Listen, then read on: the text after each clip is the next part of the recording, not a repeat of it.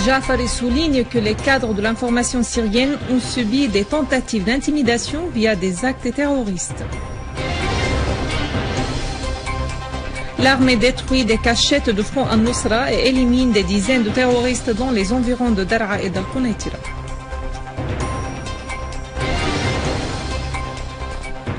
L'armée irakienne avance à Ramadi faisant des dizaines de morts et de blessés parmi les terroristes de Daesh.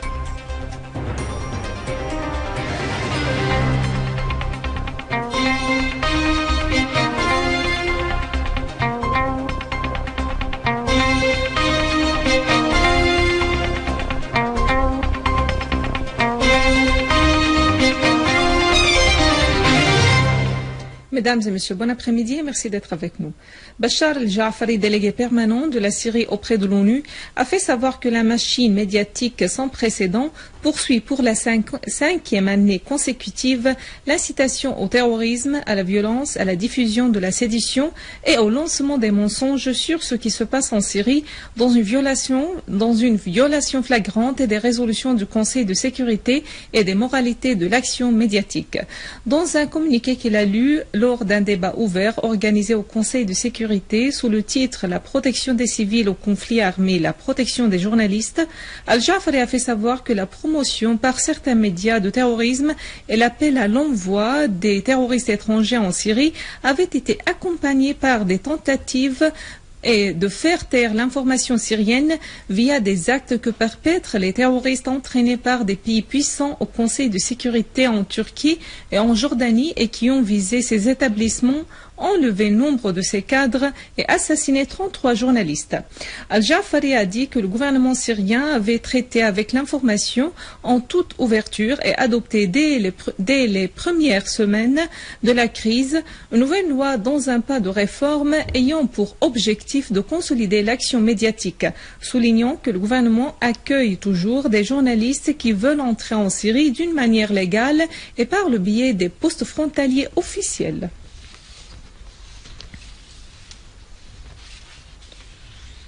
Le ministre iranien des Affaires étrangères Mohammad Jawad Zarif a affirmé que les faits démontrent l'échec de la coalition internationale conduite par les États-Unis dans la liquidation du réseau terroriste Daesh.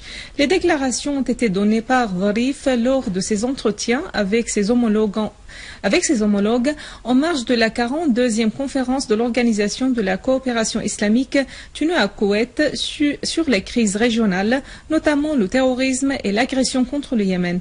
Zarif a réitéré l'absence de tout règlement militaire des crimes into Syria. This campaign, Jafari added, has been accompanied by attempts to silence Syrian news media through targeting its institutions and assassinating its personnel, killing so far 33 journalists and wounding and kidnapping many others. He referred to certain influential UN Security Council states that continue to brag about training in Turkey and Jordan members of terrorist organizations to be sent to Syria. Jafari pointed out that the Syrian government maintained an open approach towards news media and issued in the early weeks of the crisis a new law as a step of reform that aims at enhancing information performance. He added that the government still receives the news media personnel who are willing to enter the country legally via the official border crossings. Dans la région, assurant que le recours à la force multipliera la haine et l'extrémisme. Le règlement des crises dans la région est uniquement politique et en faveur de tous les pays, a-t-il dit. Zarif a fait savoir que les pays participants à la conférence de l'Organisation de la coopération islamique avaient souligné la nécessité de mettre fin aux opérations militaires au Yémen et d'adopter la solution politique.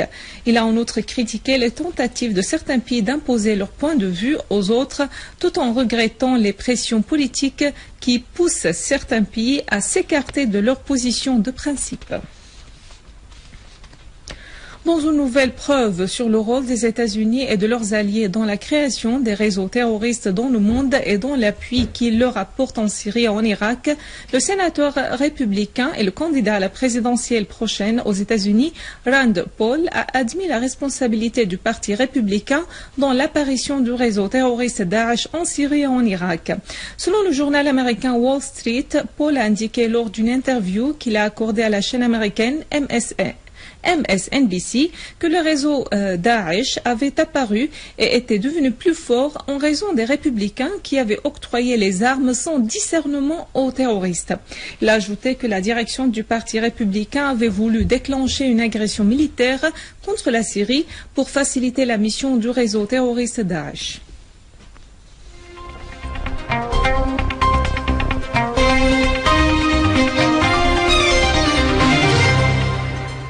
Une unité de l'armée arabe syrienne a abattu de nombreux terroristes de Front al-Nusra, blessé d'autres et détruit leurs armes dans le village d'Al-Hamidiya dans la banlieue ouest d'Al-Qunaytira.